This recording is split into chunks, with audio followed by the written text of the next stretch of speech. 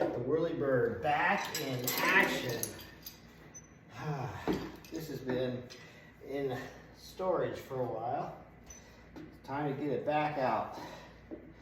It uses centrifugal force and pulls yourself right back down.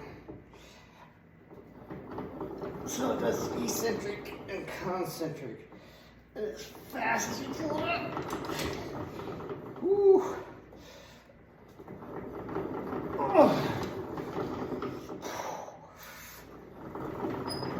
Oh.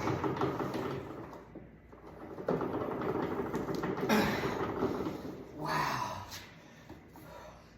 I got 50 pounds on there right now. They're pretty expensive to make, to buy. I hacked that thing together.